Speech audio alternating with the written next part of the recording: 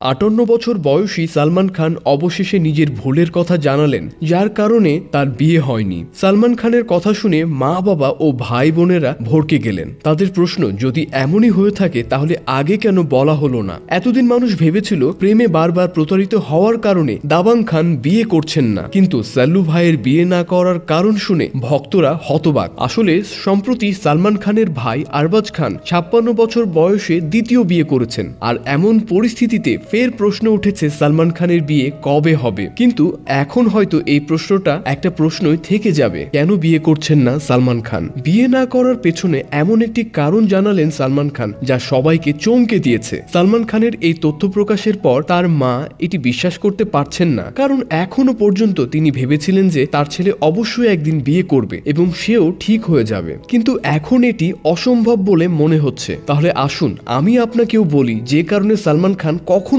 বিয়ে করবেন না। বলিউড সুপারস্টার সালমান খান 58 বছর বয়সে পরিণত হয়েছেন এবং আজকাল তার অভিনীত টাইগার 3 এবং বিগ বস 17 জন্য ক্রমাগত শিরোনামে রয়েছে। সালমান খান হয়তো তার ক্যারিয়ারের অনেক দূর এগিয়ে গিয়েছেন, কিন্তু ব্যক্তিগত জীবনে তিনি এখনো অনেকটা পিছিয়ে বিয়ের কারণে। বয়সের এই পর্যায়ে পৌঁছানোর পরও সালমান খান এখনো একজন ব্যাচেলার এবং এমনকি মোস্ট এলিজিবল ব্যাচেলার ট্যাগও পেয়েছেন। ভাইজানের খ্যাতি এমন যে অনেক লোক এটি অর্জনের স্বপ্ন দেখে, তবে এটি অর্জন করা সবার নাগালের মধ্যে নয়। স্টারডমের পাশাপাশি অনেক মেয়েও এসেছে সালমানের জীবনে। তিনি বাচ্চাদের এত পছন্দ করেন যে তিনি যদি ইচ্ছে করতেন তবে তিনি আজ নিজের পরিবারকে উপভোগ করতে পারতেন। তবে কয়েক দশক আগে তারা যে ভুল করেছিলেন, তারপর মনে হয়েছিল যেন বিয়ের সম্ভাবনা চলে গেছে। এটি এমন একটি ভুল যা প্রত্যেকেরই যে কোনো মূল্যে এড়ানো উচিত। একই সঙ্গে বয়সের এই পর্যায়েও একাকী জীবনযাপন করা সালমান খান এখনো ব্যথা অনুভব করেন